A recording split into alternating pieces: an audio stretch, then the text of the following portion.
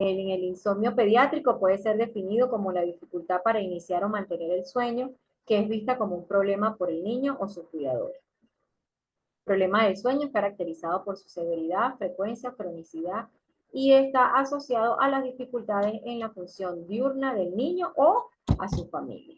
¿Cuáles serían las causas de las principales causas de alteración del sueño en los niños? De 0 a 4 años, los hábitos alimentarios. Los factores orgánicos, es decir, cólicos, otitis, algún tipo de enfermedad, un síndrome viral, los hábitos del sueño y la respuesta de los padres, obviamente. Entonces, dependiendo de la respuesta de nosotros como padres, vamos a ir formando hábitos saludables de sueño en los niños o alteraciones en el sueño. De 4 a 12 años, una mala organización en el horario del sueño, miedo en vigilia o pesadillas nocturnas, estrés social, factores orgánicos. En la adolescencia, la mayoría de las causas pues, son esquemas inapropiados o mala higiene del sueño. Los adolescentes hoy en día con el tema de los teléfonos, de las redes sociales y todo esto, pues tienden a acostarse muy tarde de la noche y a perder sus horas de sueño eh, conectados a este tipo de equipos que hoy en día pues están afectando notablemente tanto el desarrollo funcional de los adolescentes como inclusive pues su funcionamiento y su rendimiento académico. Factores psicopatológicos como depresión, trastornos alimentarios, ansiedad, alcohol, drogas, la menarquia, los desórdenes menstruales, alteraciones hormonales. En conclusión, el insomnio no suele tener una causa única. Habitualmente depende del entorno, las reglas, el contexto psicoafectivo, el comportamiento de los padres. La causa principal, malos hábitos, alimentaciones nocturnas, ausencia de ritual de sueño, ansiedad de separación, alteraciones de la conducta. En cuanto a la ausencia de un ritual de sueño, pues es recomendable, en el caso de los niños, pues evitar que ya al finalizando el día tengan juegos con mucha actividad, con mucho movimiento, con mucha actividad motora.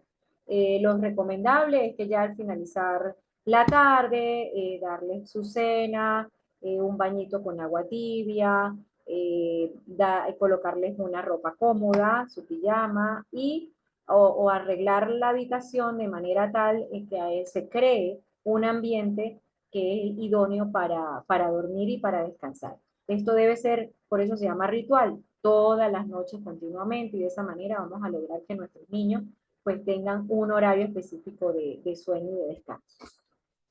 En el caso de las hipersomnias consiste en un aumento en la duración y profundidad del sueño que se manifiesta por un estado de somnolencia diurna, acompañada a menudo por un aumento de la cantidad de horas de sueño nocturno y un embotamiento al despertar. La narcolepsia es un síndrome caracterizado por ataques de sueño incoercible de breve duración y trastornos del ciclo sueño-vigilia, con manifestaciones patológicas en el sueño REM, que incluyen comienzo del sueño en una fase REM cuando debería de comenzar en una fase no REM, pérdida súbita del tono muscular y en ocasiones alucinaciones hipnagógicas y parálisis del sueño. En el caso de estos pacientes puede estar normal, conversando con sus amigos y de pronto pierde totalmente el tono muscular, por tanto puede producir una caída y entra en una fase de sueño REM. El paciente puede escuchar de pronto lo que está sucediendo a su alrededor, pero no tiene ningún tipo de movimiento, no se puede mover, porque precisamente en la fase de sueño REM es donde las personas, y eso es determinado precisamente en la polisomnografía, con el electromiograma, donde todas las personas, pues perdemos lo que es el tono muscular. Por eso en esa fase del sueño nosotros no nos podemos mover y eso ocurre en este tipo de patología como es la narcolepsia. Suelen manifestarse entre los 15 y 30 años, pero el 10% comienza en la infancia. El síndrome de la apnea del sueño es un trastorno del sueño asociado a pausas respiratorias durante el mismo. Es decir, el paciente está durmiendo, está acostado y de pronto se levanta con mucha dificultad para respirar y esto es lo que caracteriza el síndrome de apnea del sueño. Las pausas producen una inestabilidad obviamente del sueño que se interrumpe con frecuentes despertares y no llega a profundizarse, o sea, no tienen un sueño reparador, no tienen un sueño profundo. Hay una excesiva, obviamente, una excesiva somnolencia diurna. El síndrome de la apnea del sueño se debe por lo general a apneas constructivas como hipertrofias de amígdalas, de adenoides y repercute en el caso de los niños el rendimiento escolar, ya que producen pues un estado de somnolencia diurna debido a que no ha podido tener un sueño reparador durante la noche. Por eso en estos casos es bueno que el niño sea valorado por un especialista en otorrinolaringología para que determine si existe o no este tipo de hipertrofia, porque son generalmente corregibles. Síntomas clínicos: excesiva somnolencia diurna, trastornos de conducta, agresividad, hiperactividad, o por el contrario, retraimiento y timidez, dificultades en el aprendizaje, cefaleas matutinas, trastornos emotivos, infecciones frecuentes de vías respiratorias altas y un retraso conductatural u obesidad. Trastorno del ciclo vigilia-sueño, generalmente esto ocurre en el paciente que tiende a, por su trabajo, trabajar de pronto de noche y de día lo deja para descansar. Entonces hay un cambio de hábito del sueño, generalmente se produce en adultos, muy poco frecuente en la infancia.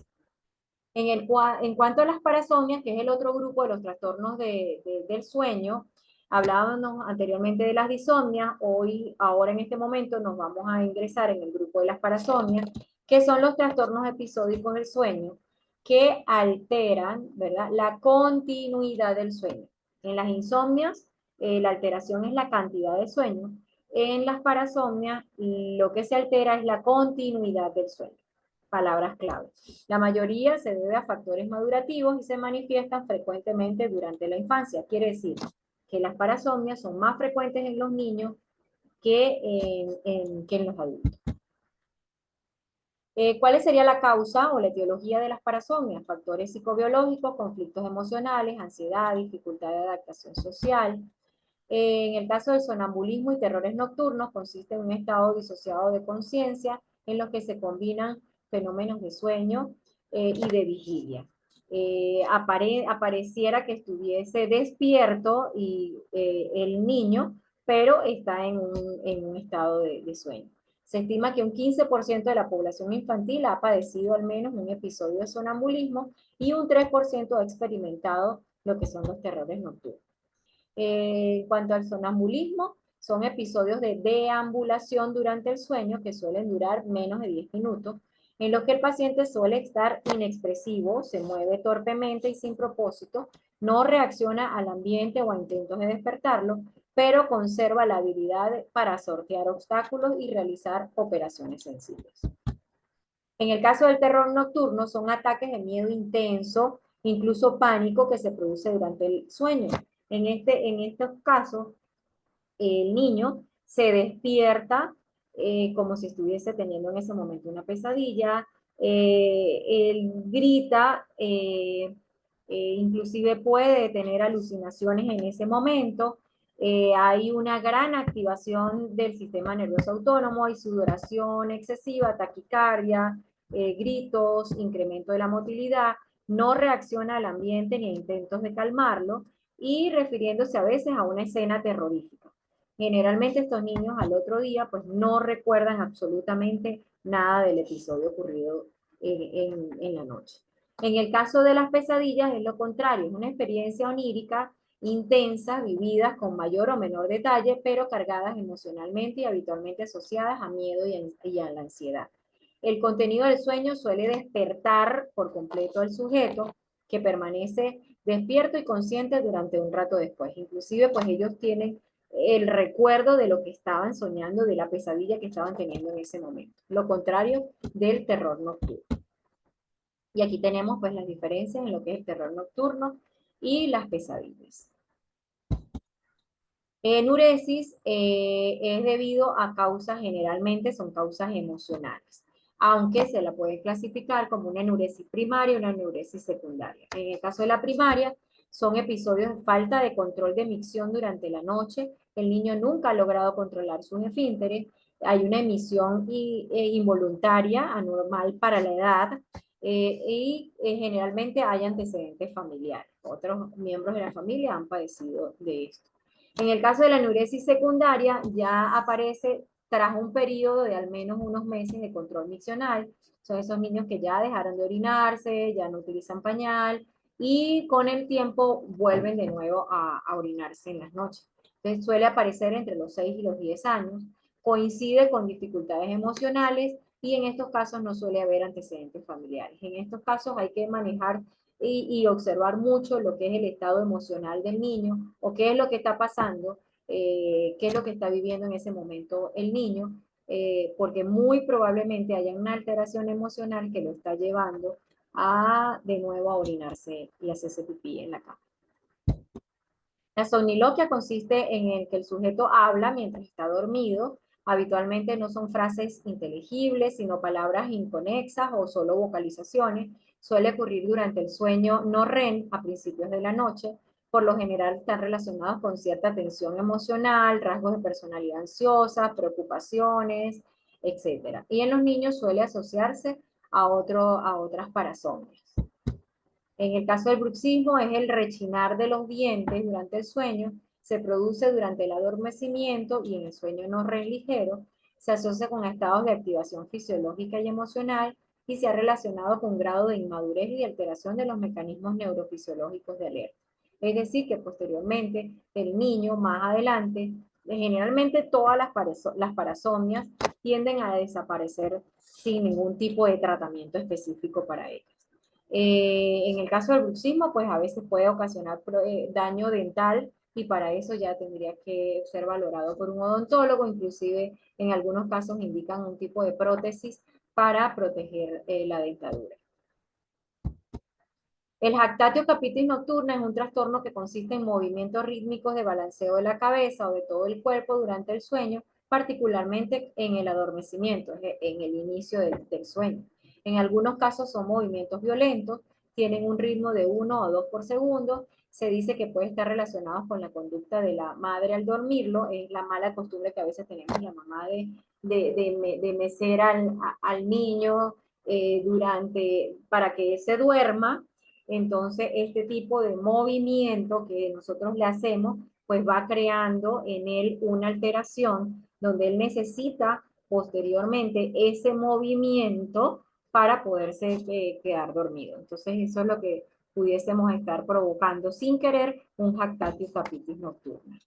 En conclusión, principales motivos de consulta por trastorno del sueño durante la primera infancia: sueño inquieto, pesadillas, terror nocturno, despertar nocturno y trastornos respiratorios durante el sueño.